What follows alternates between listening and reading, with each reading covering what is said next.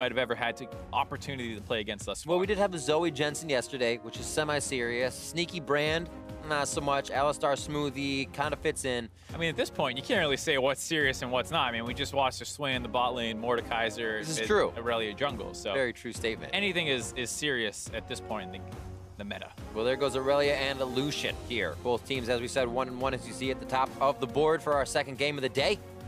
Ornn and Who will be locked out here for Cloud9 Academy. 20 seconds left for their second ban.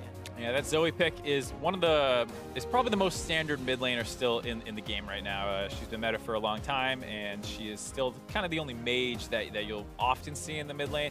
Anything is possible. I mean, Karthus shows up and things like that, and so just knowing Jensen, he's probably not going to be doing many of the crazy power farming styles with Blabber, who they probably don't have a ton of built-in synergy anyway. That's true. That's a really good point. So he'll probably be sticking more things out to start.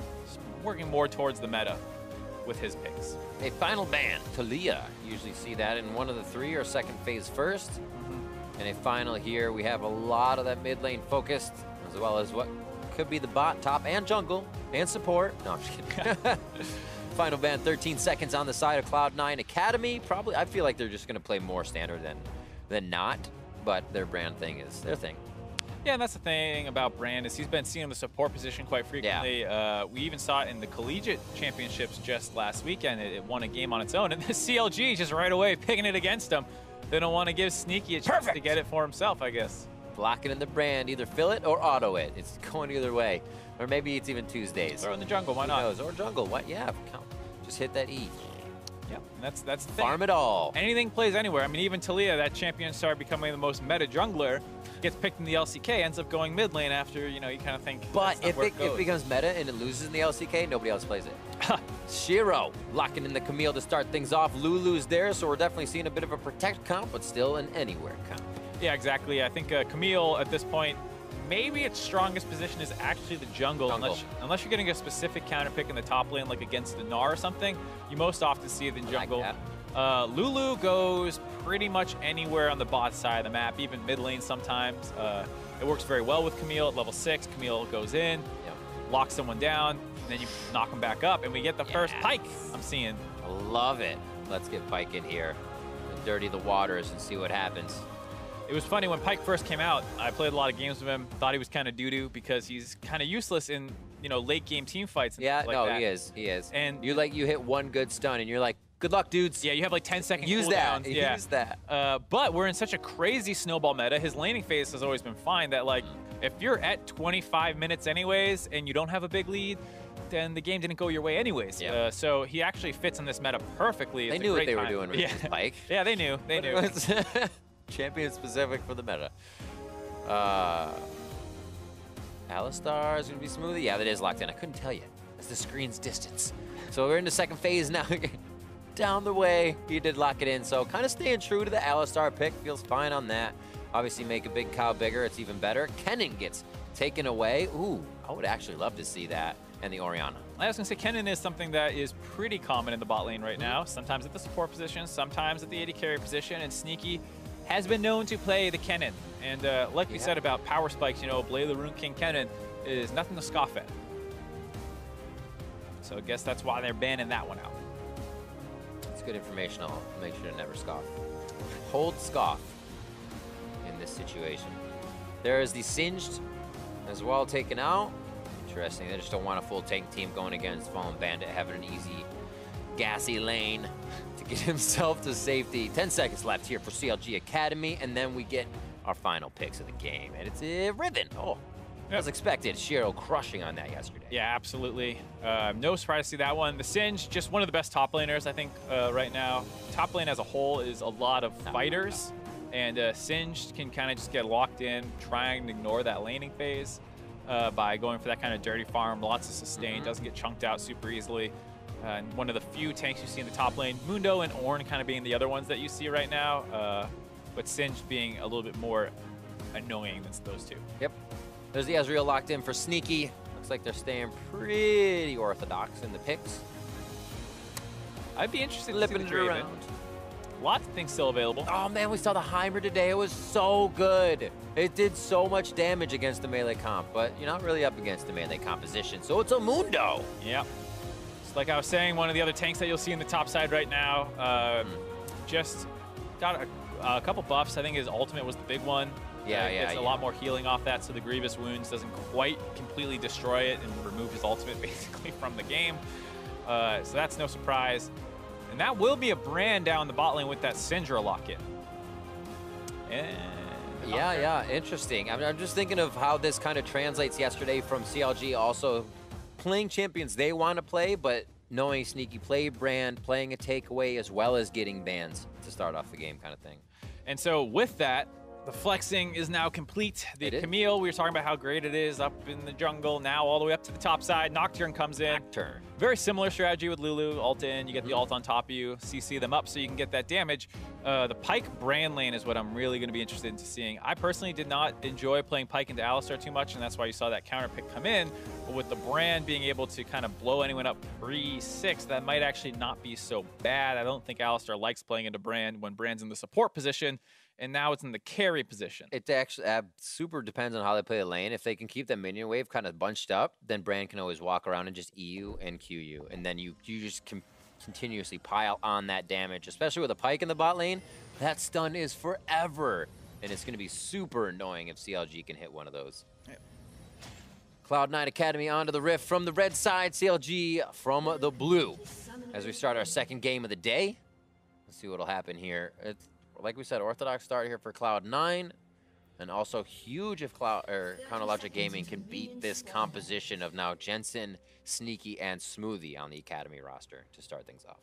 Yeah, absolutely. You see C9 sticking more meta. You know, you kind of made that point during the draft, and this is potentially one of the reasons you see them down here in Academy. If C9 and all these teams think that the meta is the crazier stuff, and these guys are kind of more set in their ways with what they've been playing for their whole careers, maybe they are struggling a little bit to adapt to the new meta. It's all speculative, of course, but it would make some sense that that's why Keith and Golden Glue, who are down to just learn crazy new stuff, are the ones who are seeing the LCS playtime. Stopwatch starts. We got 2 on the side of CLG, 1 there for Jensen in the mid lane. This is kind of throwback for Jensen here. I remember when we used to play some Lulu. Yeah, Lulu's been out of the mid lane meta for a little while now, but is back with all the low-range champions in the game. Lulu is fantastic, not only the polymorph, the AoE knock-up on her ultimate, enabling fighters in particular to kind of stay in the mix. So just a great support champion for the current meta.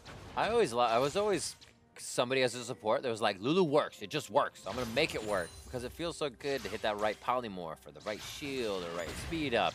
But yeah, when sometimes you're like, oh, that feels good, but when it doesn't work, it ultimately is bad. Yeah, so it's great to see her back. Yeah, it was definitely, even now, it's not like a super strong pick. For sure. Bang played it in Korea 3 games in a row and didn't look like he was super comfortable on the champion. And it's definitely not the old lane Lulu it used to be that was just crazy getting solo kills. But Jensen does have the Ignite, so maybe we'll try to play it aggressive. Seen a little Pyke down in this bot side. I'm actually really excited too because I feel like there's, well, can be quickly learned. There's a bit more to his Q, kind of faking teammate or your opponents out, holding it or not holding it. Exactly knowing when it turns into a longer range Q is actually huge as well.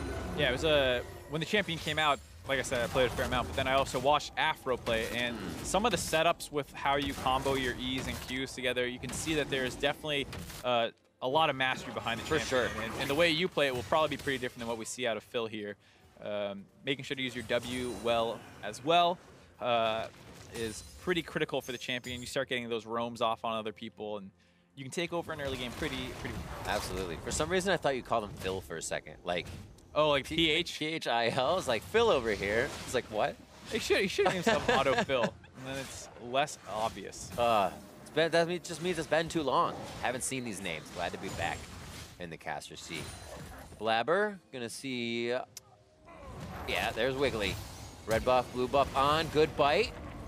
Waits for the shield to go off. One last hit. Whoa, he's actually gonna be able to take him down right away. I thought he was getting out, but Wiggly comes up huge to start things off in the beginning. Yeah, super well played. What in the world? By Wiggly, getting the better of his replacement. Woo! Solo kill, 3.5 minutes in the game. There's a roam by Phil. Gets spotted out, and just a really good job. It was surprising. There was the vision cone, so Blabber knew he was there, Just didn't think he would be camping in that brush regardless. Oh, he totally missed the vision swipe. He must have known it was. You gotta think he knew it was there. And then here, the auto attacks come in, channels the fear, and then flashes and breaks the fear himself.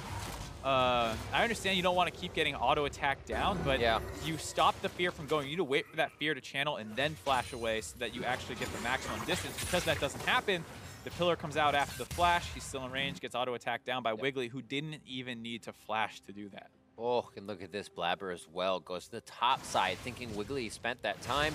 Does get the timer on Gromp. Very nicely done there. Huge plus. And thumbs up for Blabber on that one. I thought he was going to actually have to leave and just maybe head towards Fallen Bandit. But gets himself smart from that start that Wiggly had on blue.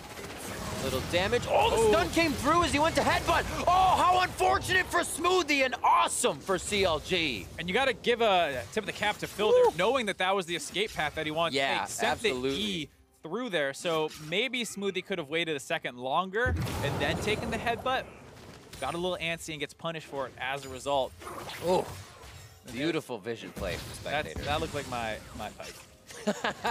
You stand there, not moving with the spear. Free damage. I'm gonna throw this, and then you whiff it. It's like you're trying to fake them out by faking yourself out. You're like, where am I gonna go? Where am I gonna go? I don't even know. We'll see this one more time. Yeah, this is definitely not my Pike. Really smart E, tries to get Smoothie, but at the same time also cuts off the escape path. Ooh. And Smoothie just goes in there. And there's that brand damage we were talking about, you know, why Alistar doesn't really like playing into support. Brand can get poked out, chunked out, and blown up. And when it's a actual carry Brand in the bot lane, even scarier. To this top side of the map, Shiro nicely farming at 70% down the lane. Can draw a little bit of pressure from Wiggly, but I'm sure that's what he wants to do right now. Slow Wiggly down, take that pressure off the bot side of the map, and keep Fallen Bandit pushed in here.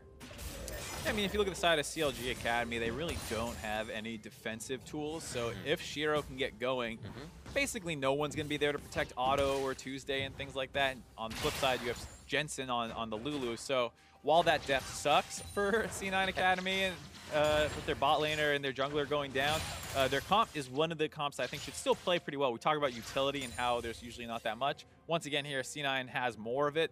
Well, last time the utility comp lost. Yeah, this is true. So much assist. I like that from Phil. They said, yeah, there was a back from Sneaky and Smoothie. You could be in dangerous territory real quick. He backs, makes sure that it is just Sneaky and Smoothie heading back to lane.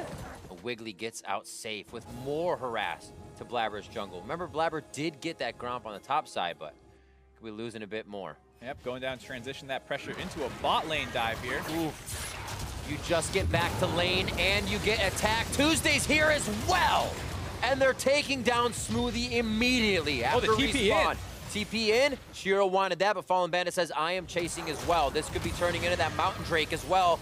After the fight happens, just 7 minutes in and everybody on the bot side except for Jensen. Looked like CLG Academy wasn't aware that that bot lane TP was even coming in. Definitely surprised me. They were focusing more down on Smoothie and Sneaky, and the TP completed. Doesn't actually get them anything. They still lose their turret, so CLG Academy getting a monster lead, and this is why, you know, maybe Pyke's not the best team fighter. Who cares? 7.5 minutes in the game, bot lane turret broken, 2K gold lead already. He's got the Moby boots completed.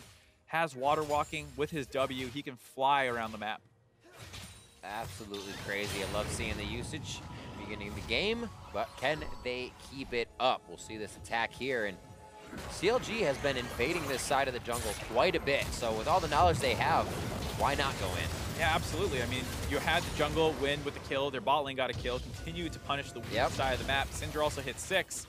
Fallen Bandit followed that TP to make sure they could secure that turret, and now you have all these, you know, decently scaling champions with Nocturne who wants 6 before making his plays. CLG Academy just kicked the game off too fast for that to even get to that point. Jensen with defense as well. Merc tries to start him off so he can just kind of spit utility to the rest of the team. That's his job. He can stay alive and not crowd controlled. He can keep people alive. Farm for the bot, 66 to 70. Yeah, I guess we don't have anybody super farming, so we can kind of line the farm up still. Yep, it's one of those things where you wonder if observers will start moving people around in the display down there. And this time around, you see C9 just not looking good looking at their inventories. A tier for the Ezreal, like you said already, the Merc threads for Lulu. Blabber not quite onto his jungle upgrade yet. No boots either, so not even moving too quickly around the map. And for C9, this in any position, regular game or an odd game where you have crazy champions, I think at this point they're kind of like, breather moment. Don't allow these fights to happen, but I'm a liar. No, they say no breather moment. They go right in. Blabber wants to fight. They could be taking down one. And yes, they take down Otto, making me eat crow. C9 engages immediately, thinking that's the way to go through. Fallen Bandit knows he has a fight on the top side. Grand Challenge is entered, and Fallen Bandit exits as the only survivor. All of the people skirmishing down the bot side there allows the Mundo to go aggressive. And despite losing their member, CLG are still able to kind of skirmish them and push them back. So they keep the pressure up despite losing the Brand. A little bit of miscommunication, it looked like, as Brand popped his stopwatch as the stun came in from the Pike. So a little bit of, not quite layered CC, but layering your DPS downtime, right? So you already stopped the Nocturne from auto-attacking. You don't need to go into stopwatch. Might not have been able to win the skirmish either way. I'm not sure if his ultimate was up, but Otto did not get it off in that situation. I don't even know if people were close enough to get it off. Sometimes you do the one hit on the kill. We'll see right here. Looks like he's pretty lonely. Yep, and he just kind of shoots over top. The E comes in right as a stopwatch, so you see he's stunned. The pullback by Blabber also didn't get too much off of it. Kind of was trying to set the Sindra up, but Lulu, there's that support we were talking about, able to keep the Nocturne alive. And with all that fighting going down the bot side, Shiro's really pushed up and maybe not quite ready for the all-in threat that Fallen Bandit's bringing on that Mundo. Ooh, that ult. A little better. I think Shiro might be able to cut through the old one, but we'll never know. Yeah, it's a pretty scary thing that his E auto attack reset on the steroid, the Q damage. Mundo is no joke when he's able to get a little ahead. Yeah, it hurts. Hurts a lot. Pieces for Sneaky here as he starts to get things together. And a Mountain Drake going over to CLG Academy to start things off. Having a decent game versus TSM to start things off yesterday. CLG with that victory, they're looking pretty good to start here against Cloud9. Yeah, I mean, we talked about how they ended their season last split. Up, kind of on an upward trend, just like the main roster. It was very much mirrored down in Academy. Also like their main roster, came up a little short. But there's only 4 spots changed now in summer. And so hopefully they're able to secure one of those playoff positions this time around. And good week 1 thus far. Ults are up now for Cloud9 Academy. We saw as that level 6 hit for Blabber, and he was in immediately. Let's see if it might happen again. He's going to back, get a few more items under his belt. Maybe a little bit of movement. Oh no, he stays. He feels like there's going to be something bot lane, and it looks like Sneaky and Smoothie want to continue to push the turret. They just got vision on Blabber. And maybe setting up a dive here down the bot side after Mundo shows himself, but that ward did spot out the Nocturne. So Mundo, Fallen Bandit, playing that one safe, but still kind of losing his turret. Tuesday mid feels comfortable that the team's getting Rift Herald, and they're going to stop that actually to save Tuesday.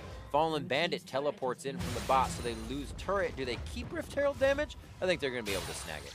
Yeah, so nice play by C9 overall. And their 2 power points, they had vacated the top side of the map, able to take the bot lane turret and force out some defensive tools by CLG Academy. Tuesday losing his stopwatch there is pretty important for these engaging champions of the Camille and Nocturne. Whenever people have stopwatch, it becomes a lot more difficult, but now both backline members of CLG Academy's comp does not have those. And like we said, there's not many champions in that comp that can provide defense. Sweet. Pike back. And Wiggly's going to hold mid here as minions come in a bit for Tuesday to back. So things resetting on both sides of the map. 4-1. CLG hasn't been able to grab too much of a lead with that, as both teams have been able to knock down some structures and grab a bit of that global. Absolutely. And C9 needs to get some more vision out on the map. There's a ton of wards for CLG. It's going to make it easy to spot those Nocturne plays from coming in. That's a really good point. You always have to place him a little deeper. Make sure you see him from anywhere on the map. Top side is covered for that. If the duo of Otto and Phil need to push up a little bit more, they're matched up for a Sneaky Smoothie now as we swap the map around. Maybe something will happen here after Wiggly gets his red. All resources are gained and set up. Let's see what these teams have in order. We'll see. Now if they're down there. Last time the bot lanes were matched, it was not very good for C9. Nope. Rift mid. No minion wave behind it, though, so we'll get one charge off, but I assume C9 will be able to kind of clear it out after that. Gotta get the eye hit, though. There it is. Nicely done. Looks like they're... It's kind of like a lull in the game in that moment where you're either waiting for a dragon or something. Remember we had that? Now you have Shelly. You inject Shelly wherever you want in the game, or you inject yourself as Blabber. Nocturne goes in. It looks like Tuesday's gonna be able to keep himself alive as Blabber went down immediately. What a shove by Tuesday to stop Shiro. Sneaky, Jensen, and Smoothie all retreating to the bases. CLG come up huge. Just a slight bit of miscoordination on the side of C9. Shiro was behind Blabber on the play, so they didn't combo their damage onto Tuesday. Woo. He's able to stay alive. The Lulu ult came in, but it was not enough to keep him up. And then, like you said, that monstrous pushback to keep the Camille from being able to ult him allowed Tuesday. Let's see this again. So Tuesday's the focus. There's that ult coming in. No Shiro yet, and so by the time he gets there, one man already down. Shiro comes in, the stun gets flashed out, doesn't ult immediately, and gets pushed back far away. And there, oh, his ult wasn't even up yet, actually. Yeah. So just probably an overforce on the side of C9 then, if you don't even have your ultimate available. Those, as you saw, we saw, I should say, the intentions of the player, you're like, oh, that ult's up. He's going in, he stopped that. But then you see it, and now we say, wait a minute, why? Yeah, exactly. It's like the turret's going down. I don't think handing over 2 kills because your cooldowns are up is going to make that better. So just some mistiming there. Who knows? You know, it's one of those situations. Did Shiro say, I don't have ult, let's not fight? For sure. It's hard to know exactly why that decision happened. At the end of the day, C9 give up some more kills. 6-1 now. Gold leading. It's also not your only in. Blabber is very, very swishy to be going in first. You have Smoothie there still. Make him headbutt and cause the chaos. Then you insert Shiro. Then you insert Blabber. People are looking at different things for at least another second. Yeah, I mean, there's so many other things that we see Phil using that. Oop. Pike W was able to get out. Yep. You know, another thing, like Nocturne's ult makes people blind, right? Yeah, so you're in there, that's true. There's a 5-man siege in the mid lane. You're not really cutting off anyone's knowledge of what's happening. And so... Who's he on? It's like, oh, we see that he's on Syndra. You saw a very coordinated attempt to peel the Syndra there. And it's one of those things, you know, you're behind the game. I understand you want to try and stop your turrets from going down, but it's not quite the right time to go for it. It's the moment, too. It's when the turret... I fought for this for so long. It can't go down now. Let's fight when the turret's about to fall. You're like, why? Everybody does it. It's a very human thing. It's not even just, you know, in League of Legends. I don't want to give this up. Can't fault him for it. 6-1 as we move up on 17 minutes in the game. And CLG Gaming have been able to push that lead. Now 3,000 gold in their favor. And we're getting a heck of a lot of important Drakes coming up in these games. Infernals to Mountains last game. And only Mountains so far here in game 2. Yeah, I mean, Mountains are great for CLG Academy's comp. You have the percent damage, percent max health damage from the Mundo Q, as well as auto being able to burn down neutral objectives with that burn on Brand. When support Brand first made his debut, one of the things that surprised a lot of people with that champion was how good he is at securing neutral objectives. Man, the passives. Oh, yeah, you had double 20% true damage on top of that. Baron coming up in 3 minutes. That's going to be pretty quick for CLG to take. Love it. Get the next Mountain Drake and go. So another one on. Should be. So that means no more Mountain Drakes can spawn throughout this game. 3 of only one kind. Looks like top lane will be pushed down by C9. They shouldn't get too much retaliation here. Easy Drake grab does allow the map to be free on the top side. And it looks like they'll slow going, but give Sneaky some solo gold. One thing to note, CLG Academy's comp is pretty magic damage focused. But what's cool with the new meta is when you don't have as many tanks in the game, when the games don't go as late, it's not a huge deal to end up with a pretty flat damage type. Like everyone's magic damage. It doesn't matter as much because there's not 3 people building adaptive helms and things like that. Like you might have a Hex Drinker pop up, but that's nothing you can't chew through really. So with the way the meta is right now, worrying about damage composition is not as big of a concern. It's not like, oh, they're just going to build a bunch of Spirit Massages and then we're screwed. Yeah, exactly. If you took CLG's comp in terms of the tanks that it has and put it up against all magic damage, yeah, okay, Mundo building 3 MR items is scary. Hit me more. Yeah, that's scary. But, you know, on this side, you know, what's Shiro really going to build? What's Blabberg really going to build? There's not much for them. Merc Treads and a Hex Drinker most likely. And we even see that from Jensen as well. Keep the Death Burst from Tuesday coming in. And then towards his items, hopefully he can start providing a little bit more impact with those shields and heals. Top side take down the minions with a True Shot Barrage. 177 to 143, so while Sneaky's above, the front end damage that Auto has loaded up right now is a little more impactful. Such a scary brand. Got the double penetration items. This is kind of the build now. Usually, in the past, people would go the Sork Shoes and start building into Leandries for that. Yeah. Now you go the Oblivion Orb and it's the Morellos. But went for the Zanyas for extra survivability from all that dive that's going to be coming in. Brand's a great champion for that. You just kind of press all the buttons on your keyboard, drop all your damage, and you don't need to stay around to watch the fireworks. I do miss Leandries being a part of his kit because of his Ablaze, passive and the burn. Back when you had Deathfire Touch 2, you just like, you hit someone with one ability, and the burn did so much. You know what we should do? We should add every patch to our client. So when you log in, it's a drop-down box, so you just click a patch and scroll down and be like, I want to play on patch X. You log in. You go back. There's probably nobody awful playing. Meta. No one's on that patch. No one's playing it. Where's the Ardent patch? Dude, I loved Ardent Sensor. Why is no one in this meta? I never want to leave. Oh, that would be a terrible idea. And that was why Riv was not allowed on the live campus. Yeah.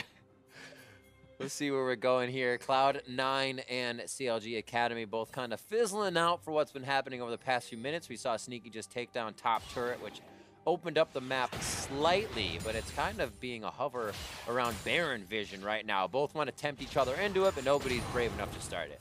Yeah, I think both teams are doing a pretty good job of controlling their losses. I mean, that one mid lane play by C9, maybe you look at that as a mistake, but they've done a good job grabbing other turrets in the side lanes to keep that global gold relatively close. A 2K gold lead at 20 minutes in this meta is nothing compared to what we're used to seeing. Oh, yeah. You see 5, 10K gold leads at 20 minutes with how these skirmishes break sometimes. So a good job by C9 stabilizing. Just can they find their way actually back into the game from here? That is the question. A bit of time. Considering the average time of recent games, they don't have too much. Yeah, you think this game should end in 6 minutes. Maybe they can extend it. It's also interesting to see the Lulu build for me. You know, with all that defensive focus, you sometimes see the Sheen. The Ardent Sensor, things like that. The Athene's Unholy Grail. You see some items like that, but he's actually going for the damage Lulu. You go the Luden's Echo plus the orange item. Can't think of the name. Auto attack, increased magic damage. Lich Bane. Oh, Lich Bane. Oh my god, I can't believe I couldn't remember. I was like, Rage Blade? She doesn't build Rage Blade. Oh yeah, Lich Bane, excuse me. So much more damage focus here. I'm a little unsure if that's the right way to go because there are different builds in the meta, but with 2 diving champions, is your job to just support them or is it your job to do damage? It's a little hard to say. On the one hand, you have more autonomy to make plays. On the other hand, it might not be the best synergy for your comp. But no surprise to see Jensen of all people going to damage. Hussa! So how quick can they take down the Mundo? How long does it take for the other team to do things? Now the front end damage is gone. He's going to be able to kill one. Shiro's not looking good. His ult's going to wear off though, and Shiro's got to be careful. Holy crap! A 2v1 from Fallen Bandit. Huge play by Mundo, and with that, his team's able to start up the Baron buff. There's no smite on the other team. There's no teleports come in. Mundo's going to go back to base and TP into this Baron, probably the front line to try and melt this one down. So this is another one of those things where I kind of left it up to the players to be like, they're waiting for the kill. They're getting the kill. But they're not. They should have turned around much earlier, seeing the damage they were already doing. Baron grabbed by Counter Logic Gaming Academy, and why is Cloud9 still in range? Sneaky goes down, and top turret will fall soon after. We talk about how fast these games end. This is another one of them. They grab the double kill in the bot lane, Fallen Bandit. Huge plays on Mundo. This team gets the Baron, and now they're starting to mow down these turrets. The goal lead ballooning up to 5,000 instantly. You have to consider that's a fight you can't win after the first few abilities that you attack. That's when you're like, oh shit, we made the wrong decision. We need to leave. It's hard because, I mean, like, you're front-loaded, right? You're mostly front-loaded with the Nocturne damage coming in. And at this point, you get him down to half HP, and you're all... It looks so good! It looks pretty good. You get the true damage burst, but now you're in trouble. But you're stuck in this long lane. You don't have the way out. You just burn your defensive tools. You're committed. You got to fight it out, and they just can't do it. Mundo, at that point, had Ninja Tabby Sunfire Cape. You know, you think that's not the most armor in the world, but with the no way of cutting his healing regen, no one had a way to apply grievous wounds, no ignites, no anything. That's a huge point. That's the problem with trying to go in on the tankiest member of CLG Academy there. Whew. Just healing up. Almost. Oh, double flash. Whew. Phil really putting in work right now as he gets the team of Cloud9 Academy scared and running. Baron now to the bot side. Remember, top just got hit. Now they're working coast to coast on the other side of the map as CLG starts to push on the inhibitor turrets. It was just at 22 minutes we said this could be 6 more minutes, and it might just be that. The timer is on. Smoothie could be going down now. That's the double kill coming in for CLG, and they're looking for a third. Sneaky's in the eyes. He's in range, and the final touches come through from Fallen Bandit. No, he just gets back onto the fountain. Blabber could be going down here as Wiggly's under the turret. They have to focus and make sure they're doing the right damage. Otto is the only one doing just that to take down these damn inhibitors. And CLG make their way into the base. Mark, it wasn't even close to 6 minutes necessary from the time we said CLG needed to win. CLG take down the Nexus. CLG take down Cloud9 Academy. Oh my God, a huge explosion in this game, and 3 minutes later, it is over. CLG 2-0 on the weekend, taking down the LCS, former LCS starters for C9. You have to be kidding me. That is insane. They show that they have a great understanding of the meta. They picked the brand support that Sneaky took yesterday in the first rotation, and everything else just worked out for them. Into a standard comp. Yeah. Into a composition that they would have been able to farm, they would have been able to make happen. There were a few instances at the end there where we did see Blabber and Shiro going on Fallen Bandit. That's a mistake. Maybe that actually wasn't communicated to the rest of the team, and Jensen or them would have said, actually don't take that. We need pressure somewhere else. He'll double kill you. They don't know the result, but there were some mistakes made there, and Fallen Bandit, let's roll the reel. This guy was absolutely huge. Yeah, he's, you know, at the very beginning of the game, there's a fight down the skirmish in the bot lane, and during that time, Fallen Bandit took a one-on-one in the top lane, able to flash in, dodged out on the W, actually, with that flash to stay in range of Shiro. And then the 2v went out playing the bot lane. Last game, Shiro and Blabber combined to kind of carry C9. Yeah. This time, they're the ones leading to their demise. It started to look okay, but they didn't have any way to cut through the healing, so even though they dropped him to a quarter HP, they've already front-loaded and used all their bursts, and from there, Fallen Bandit able to sustain through. The 2v1 sets up the Baron for his team. Woo. Monster performance for him. Absolutely crazy. It's, coming in here, it was the meme. Oh, C9 will never go down. They're using the 3 LCS players. Well, it's actually real that CLG kind of just took that game to Cloud9, continuously putting pressure on, grabbing Rift Heralds for fights that C9 wanted to take on the other side of the map, and then pushing forward every time they thought they had an advantage, and they pressed. Yeah, and it started, you know, from minute 3.5. We can't forget the invade by onto Blabber where they got that kill. He was a little slow on Huge from Wiggly to start things off. Says, that's my spot, man. Yeah. I have this one now, but I'll show you what that one used to be. Yeah, probably pretty happy with the move now. And then also the bot lane got that kill down there. A great E by Phil on the pike to stop Smoothie. So, like, this was a whole team effort from basically minute 3.5. That's a huge point, I think, because as we said multiple times, Chronologic Gaming coming in was a team that kind of starts off slower. They find a slump somewhere, and here this is going to be great confidence for them to be just kind of catapulting, especially with the new jungler in there. It definitely seemed to have a lot of confidence behind Wiggly to start things off. Yeah, and it's actually the kind of thing when you start thinking about how these orgs work with their academy leagues. Like, you know, is this a CLG team which has always seemed pretty integrated between the main roster and the academy roster? You know, this might reflect well for the actual main roster CLG if you see these good performances from their academy team, a good understanding of the meta. Hopefully that means that the main roster is ready to go as well. So looking at the game yesterday, I kind of thought CLG might have put themselves in a rut here, saying, yeah, we'll take the brand away from Sneaky. But I feel like that's maybe what Cloud9 has been playing, is these off compositions that we've been seeing. And going back to the standard is actually what hurt them. Yeah, I think it was the kind of thing where who knows how much is up their sleeve. They showed the brand yesterday. CLG are like, all right, we'll take the one thing you've shown us. Yeah. What else do you have? And you know, I didn't hate their comp or anything. I think Ezreal's totally fine in the meta, despite the fact he's gone 0-2 today. I still think he, you know, as a marksman, he's fine. But if you give up 2 kills in the first 3 or 4 minutes of the game, you know, it's going to be a hard game for you. And to look at what happened for CLG yesterday, as we say again, Mundo for Fallen, he's feeling good. 2 in a row. He hasn't shown too much, and he's just able to play a beast on that champion. Lucian for Otto and Leona for Phil. So they did go back to pretty standard yesterday, feeling like today could be that off chance we play that brand the other team has. Yeah, it was funny. They were the first game of the day yesterday on, you know, how the teams were doing their broadcast. All of us in the office got together, sat down to watch so ready. We were so ready. And then it was like this mostly standard comp. The weirdest thing was, I guess, a Renekton in the mid lane. Yeah, so Renekton mid lane. You know, so that Tuesday, right? Yeah, that was cool. Okay, so it wasn't standard. Good call. Good it was call pretty standard. I skipped over Tuesday. In the meta, it was as close to standard as you can get. This so is true. It was cool to see this time around a little bit more experimentation out of them, showing that they can play marksman down there with that Lucian Leona last time, or this with the Pyke and Bran working out for him. So coming in, this is just kind of an opinion question. What are you kind of liking to see more? Do you like the variety, or do you like seeing a standard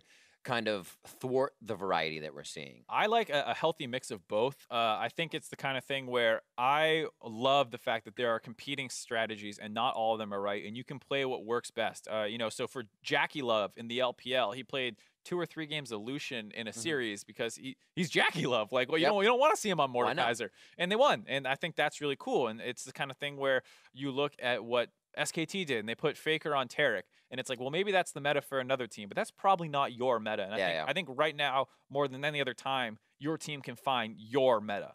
Absolutely. Well, we'll have to see. To hear more about that victory, I'd like to welcome Wiggly to the broadcast via Skype. Wiggly, congrats on the 2nd win coming into the summer, man.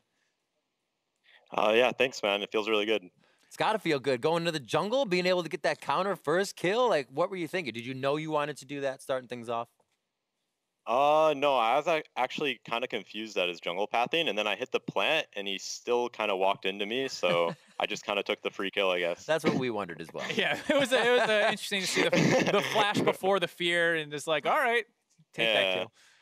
How did you feel playing after that point? Because then you went down bot lane, you helped your team get a kill. Did you kind of have like, I'm ahead of the Nocturne now, it's on me to continue to push this pace? Yeah, he just took control of topside, so we knew we had a window to make a bot play, and we had mid shove, so we just took that window and we 4-man bottom, so it was pretty free. We were pretty confident in it, I'd say. Awesome. Everybody looked confident. Anybody going in, everybody was behind each other. What's it feel like integrating with CLG now, being on a new team and kind of starting over again with these guys? Honestly, it felt really good. Like, everyone was getting really into the game. Like, Otto was just flashing in with Bran, like saying, I got this guy. He missed it like the first 2 or 3 times, but the 3rd time he got him, and everyone was just super hyped. So it was really fun to play against my old teammates. So. Speaking of your old teammates, what's your opinion kind of on what's going on with the C9 Academy roster situation? Were you happy to play against the LCS guys? Would you have preferred to play more against your old team? Like, what's your take on all this? I mean, I was happy to play against whoever. I'm happy that my old teammates get a chance to prove themselves in LCS. I think a lot of people might be, you know, counting them out right away, but I think that they actually improved really fast, and as a team, we are actually looking really good last split. So I'm pretty excited to see how they do in LCS. So yeah. Sorry for the giggling. Your teammate was trolling you a little bit in the background. Oh, okay. I think Auto pops. I'm sure they would do that. Yes. So you mentioned the team comms, everyone getting pretty hypey. What about that kind of 2v1 outplay by Fallen Bandit? Did you know what was happening down there? Or was he like quiet and focused on the play and like not communicating? That's great. Actually, I said, Nocturne's looking for you bottom. He said, no, I'm pretty sure I can 1v2. And about 10 seconds later, it was Paranoia and then a double kill. So at that point, I knew the game was kind of over. That's amazing that you guys kind of had it all planned out. Well, it was a fantastic game. 2-0 now, guys, from TSM and your victory here over Cloud9. And best of luck moving on in the summer split. Yeah, thanks, man. So we've got a break coming up next, but stick around because in just a few minutes, we will be back with Golden Guardians versus 100 Thieves Academy. Don't touch that browser.